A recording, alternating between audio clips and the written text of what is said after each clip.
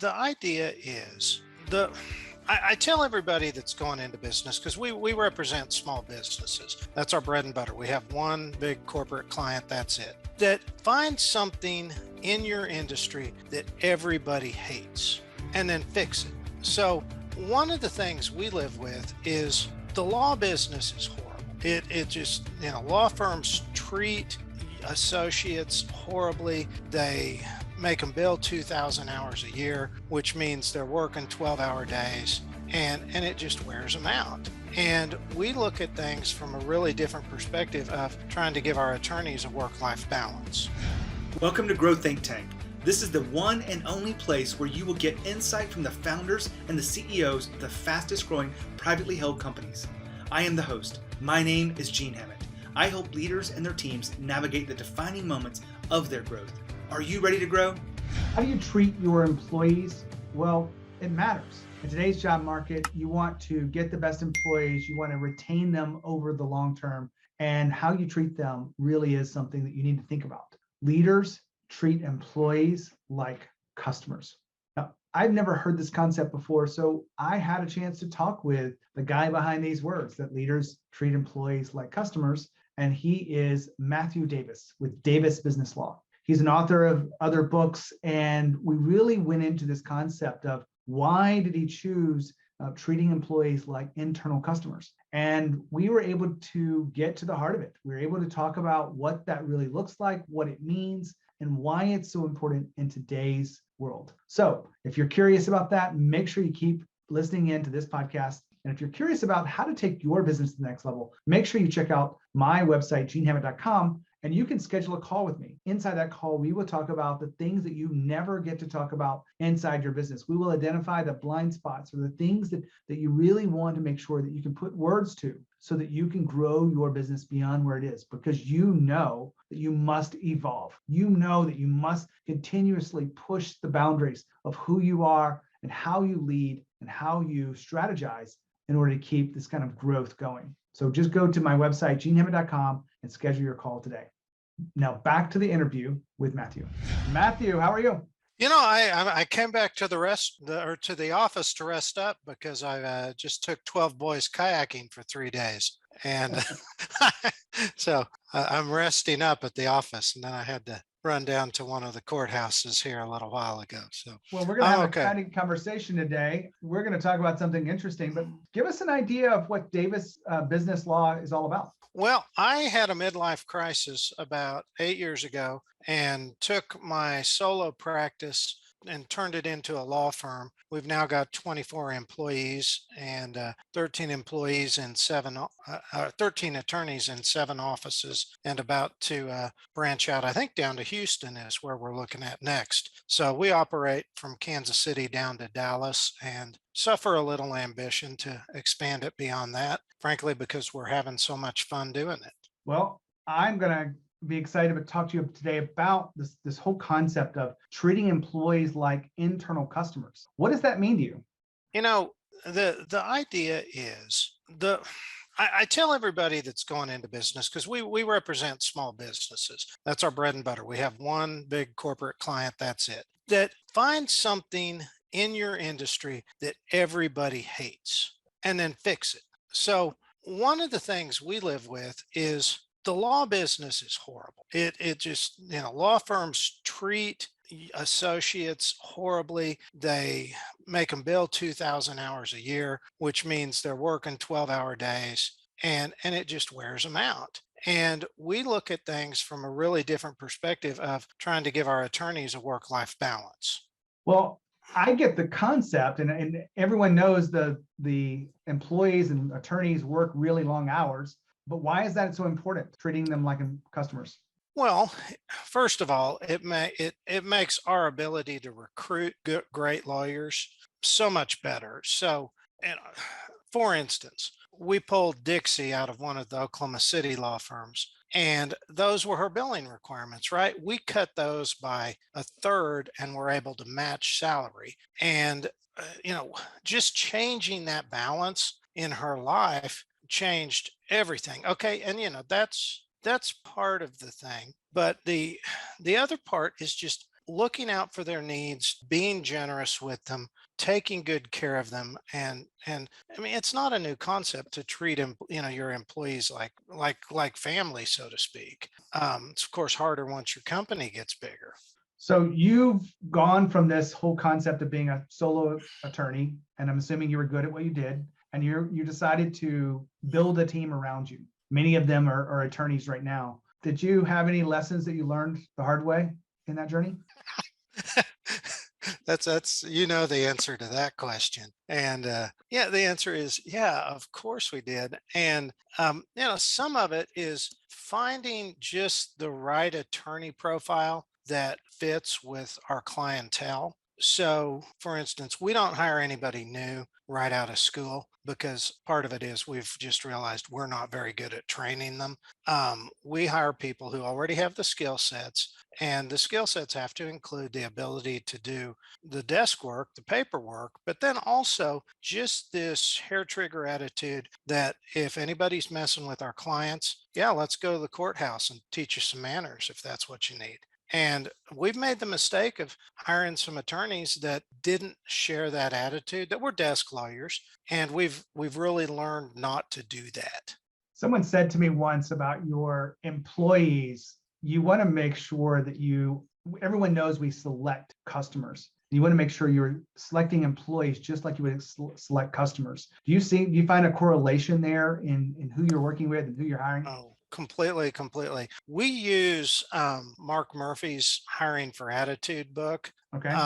because our attitude is we our first core value is believe and protect their dreams, because that's our job. At the end of the day, an attorney deals with their clients' vulnerabilities. That's it. And we're protecting their dreams. We have to protect them. And if we don't believe in their dreams, and I'll tell you what, we seek out people that want to help other people, and we actively seek out problem solvers instead of problem bringers.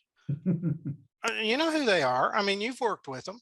How do you sort between the problem solvers and the problem bringers? Oddly enough, I've just done a new deal because there's some of it's just about creativity. And I learned this trick. Gosh, I can't even remember which book or podcast I was listening to. And I really like it because I'll ask a couple hypothetical questions, like something like, if you had a brick and a sheet, what would you do with it? And if somebody can't figure out a few creative things to do with that, oddly enough, they don't need to be on our team. And I've got a couple other questions are escaping me right now, but it sounds nuts, right? And the point is, I want people who are just out off the top of their head can think up creative things to do with that. And of course, our mildly deviant COO said, "Well, I'd make a weapon out of it and start bashing people over the head," right? So, We're talking about how do you treat employees. And I know that this is a tough job market. It probably is in the attorney fields. I've talked to a few people in the business law field. It's like, it's really hard to find the right attorneys. Was your idea and concept to create a place that attorneys would be attracted to? yeah, absolutely. And here's another thing we do. We do retreats. We operate in a spread out. And this is really interesting, maybe, because so many companies these days are operating Zoom or remote or whatever you want to call it, right? Well, remote's probably the better term. And we do that. I mean, we're spread out, in 7 different cities. And then naturally, I live in Enid, Oklahoma, which is a smaller city, but my right hand lawyer that does basically all the work for me lives in Portland, Oregon, right? That's as you would expect. But we do retreats every 6 months where we get everybody together, including the spouses. And that's a key thing. You get the spouses there. And we'll spend Thursday night having a party, a reception, Friday day learning day, Friday night have a nice dinner at a nice restaurant, and we always sit at one long table, or we never sit at round tables. Everybody sits at a long table. So we've done it at 2 tables before. And then Friday or Saturday and Saturday night are just party nights and fun and games. We'll do activities. Huge deal. because it binds everybody together like a family. They talk about it all the time. You said something. I want to make sure I don't miss the point. You invite the spouses with them. And I've heard this before, but why has it worked so well for you after you've done a few of these? So let's take Janowski, and he works for us up in Wichita, and he still works hard, right? It's a demanding job that they have with us. But when Jessica comes to these events, first of all, she's getting a trip away on the firm from the kids, and she's able to go see all the people Jason works with. And so instead of her going, oh, that crazy law firm you work for, she's now going, oh, I know, like, and trust those people because we've all hung out, we've all had great meals together, we've all gone fishing together, we've all gone to chicken and pickle together. I could go down the list of all the stuff we've done together. It ties everybody together.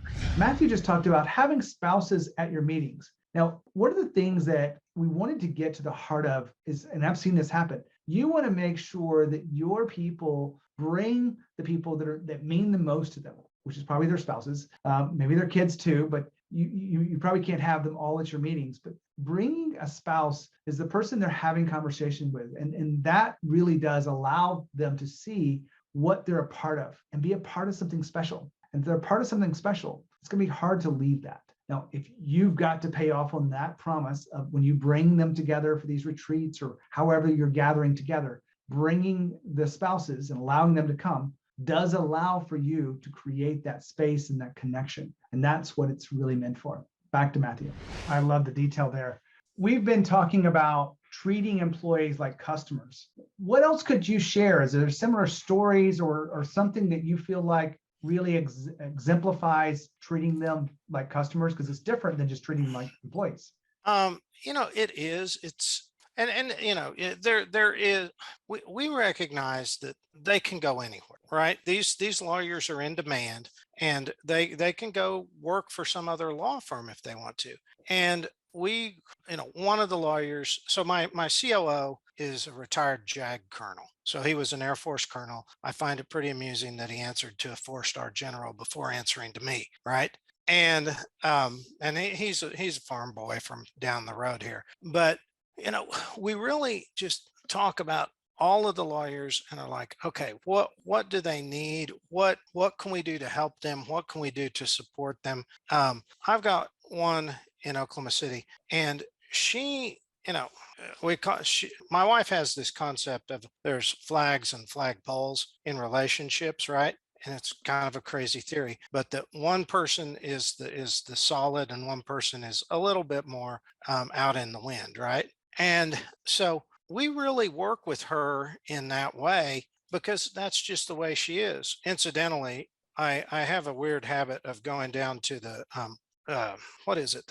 It's not the thrift store, it's the Army surplus store, but they have all these patches. They have bins of patches.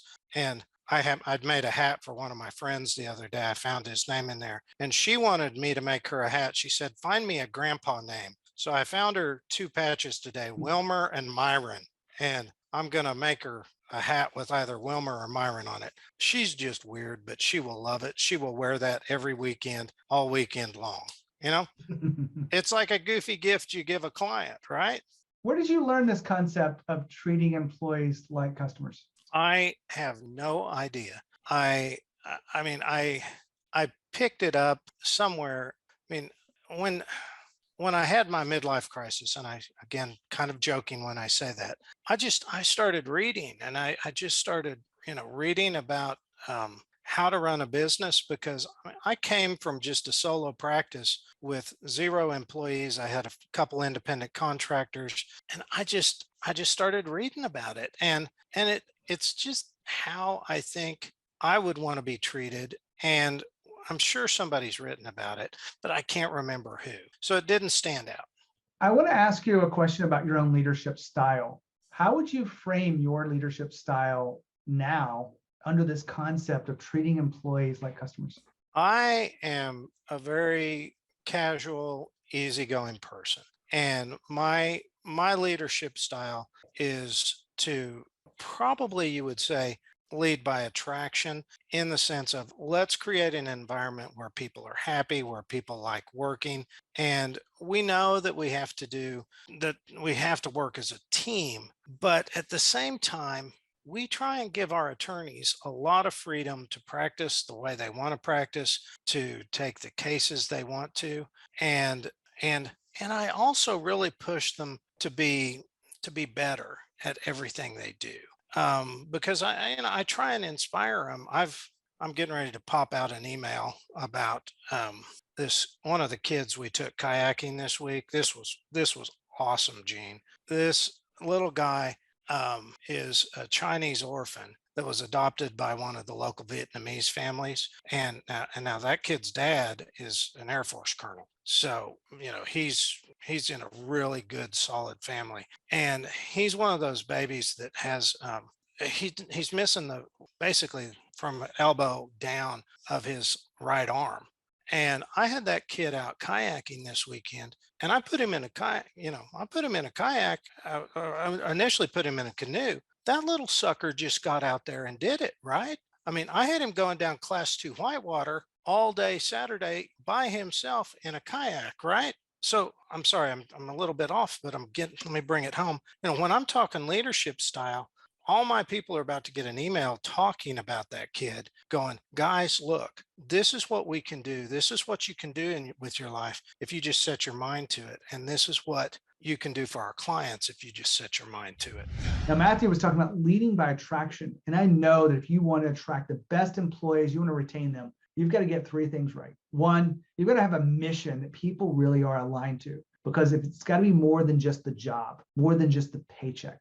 You want to make sure that they understand the mission and they're aligned. The second thing is you want to make sure that you are empowering your people. If you are micromanaging and maybe even somewhere close to micromanaging, there's a missing opportunity, because when they feel empowered, they know that they're probably not getting that somewhere else because not many people really offer it, that you will have a chance to create a space that attracts the best talent. And then finally, you want to give them a chance to grow. Every employee wants to increase their value. The reason why they're there is a little bit selfish. It's not just for the paycheck. It is because they're getting skills, getting experience with projects that allow them to grow as people. Now, you want to make sure that you are doing the best you can in all 3 of these areas. We've learned this from all the work we've done. A big part of that is the leadership development work we've done and all the surveys we do after the fact of how do we really make a difference with people, creating better leaders. Well, that's a chance to create growth. That's just one example. You want to make sure you're doing all of these things if you want to create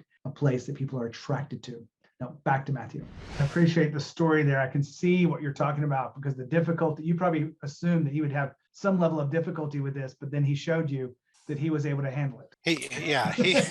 I initially thought he was going to sit in the middle of a canoe and just be along for the ride. And he looked at me and is like, no, give me a paddle. And then right after that, once I paddled with him for about an hour, I was like, whatever. Then I threw him in the kayak and he was gone.